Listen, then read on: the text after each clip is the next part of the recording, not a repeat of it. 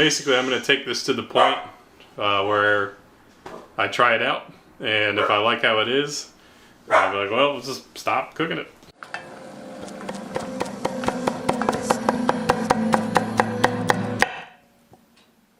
Hi, I'm Phil. Welcome to Pretty Good Cooking. Pretty good. Today, as part of our meal, which is I'm gonna make extra creamy mac and cheese. I've made mac and cheese on the show before, but I don't think I've ever made it this way, so I just wanted to do it again. You could call it a riff. We use that term sometimes. It's a PGC riff. We're riffing. Yeah. So this is a little bit of a labor-intensive mac and cheese, but even still, it's not that bad. Don't worry. And we're gonna do it with Cavatappi. Cavatappi today. I think that makes the fancy mac and cheese. I like the Cavatappi mac. Now I think I'm gonna be able to do this in just one pot. And the nice thing too is we gotta start by cooking the pasta. We can prep other things while the pasta's cooking. Wait just a second here on the pot of water. All right, here we are. Big pot of water, and lots of salt. And while that is going, we can shred our cheese. Now I always read that you should hand shred your cheese when you're making mac and cheese like this, because apparently it can help it, it makes it easier for the cheese to melt into the sauce. And that's partially because pre-shredded cheese has anti-caking agents. So that's like to help the pieces of cheese not stick to each other in the bag. Well, if you're making a sauce, you want them to blend. Just like it helps with that. So let's shred some cheese. I'm gonna use a lot of cheese today. It's a really good thing to make if you got like some miscellaneous old cheese in your fridge and you need to clean it out. Make a 3, 4, 5 cheese mac. We're gonna start with cheddar. I got Giant Eagle New York extra sharp cheddar. I don't know what New York means in this context, but it is distributed out of Pittsburgh, so that's not New York. Gonna grate the whole thing. Yeah, I'll be shredding this whole block of cheese. It's gonna take a while. I put too much cheese in the thingy. Wow, look at that. Glorious. This makes me think of Skyline chili. Still just a little bit of cheese to go. So this is 1 pound of cheddar.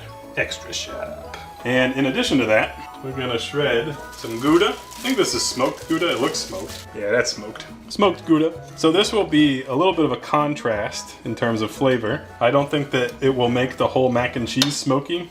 It'll just like lend some smoky notes, which I think will be nice. And we're going to add some Parmesan, which we will of course need to grate a little bit differently since it's a hard cheese. Hard cheese is hard. So you need to use a finer shred. I'm not gonna use the whole block, I'm just gonna add some for flavor. So just using, a small amount of parm, but you can mix your cheeses to your taste. All right, I cooked the pasta, it's done, I drained it. So now we're gonna make our sauce. That's half a stick of butter, which we're gonna melt using the same pot. It would be pretty sweet if this was like just a 1-pot dish, wouldn't it be? Yes, it would be. I wouldn't have to do as many dishes. Good talk, Phil. Once this is completely melted, we'll start adding in flour. So I've got a 1/4 cup of flour. Add a little bit and kind of whisk it in. Actually, I don't really need a whisk at this point. If you do it in small enough batches, you should be able to just spoon it around and kind of smash the lumps. You see I'm kind of like pressing the roux against that. And if you really are worried about it, you could whisk some more and listen to the unpleasant metal scratching. But it really shouldn't be too lumpy if you just do this the correct way. So we'll let that cook on kind of a medium-low just for a minute or 2. And then here I have a mixture of whole milk and half and half. So a cup of whole milk, a cup of half and half. I actually probably will need a little bit more liquid than that. But once we let this toast for a minute longer, we are gonna add it in a bit at a time and start whisking. Jesus.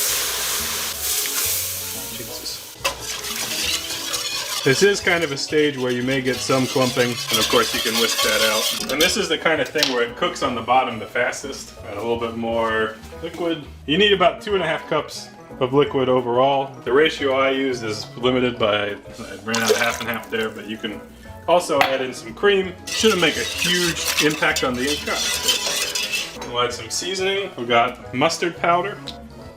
A bit of that. It's actually maybe a little bit more than what would be typical, but no problem. Dash of cayenne, 2 dashes, and some onion powder.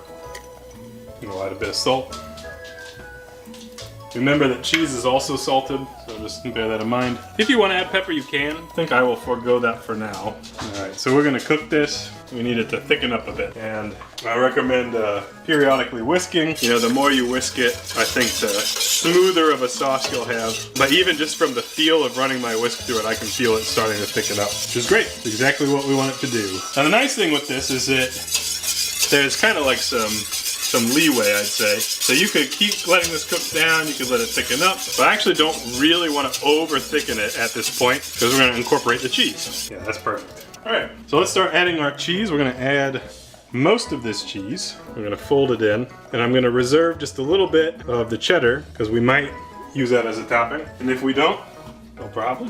This is also a thing where I think it probably... Oh, by the way, you're supposed to turn the heat off now. Sorry, I should have said that. You can see it's thickening up quite nicely, and it's melting quite nicely. And if you are unsatisfied with the texture, for example, you can add a little bit more milk if you need to. Look at that beautiful ooey gooey mac and cheese sauce. Wow.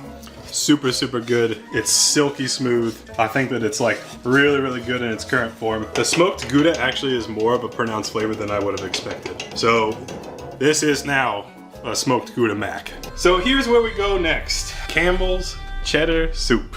Condensed. This is a secret ingredient that some people use in their mac and cheese. They make a very nice sauce like we did, but this definitely processed product somehow blends into the sauce in a way that is quite nice. So let's pop it in. Here's what it looks like. It looks awful. It does look awful. I totally agree. We're gonna go ahead and plop that in. Maybe somebody knows the science behind why this makes mac and cheese good. It probably has something to do with like the cornstarch that's in it or something, or the special melting salts. I don't know. I swear, I've had mac and cheese made this way a bunch of times. My mother-in-law usually makes it this way, and it's mind-blowingly good.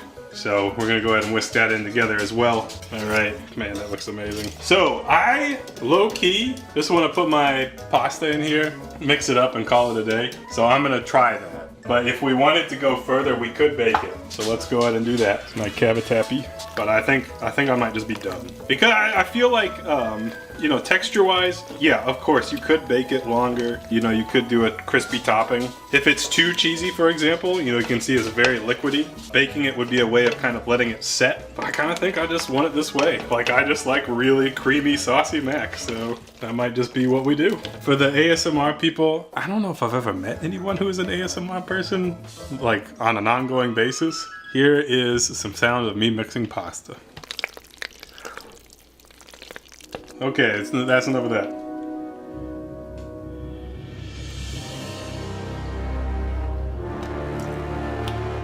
Oh man, it's so creamy. I don't think we need to bake it. This is just it. This is what I want. So let's not do anything else. That's super good. Okay, that's how you do it. I want a pot of fancy mac with the cheddar cheese soup. Okay, we'll be back, or bye-bye.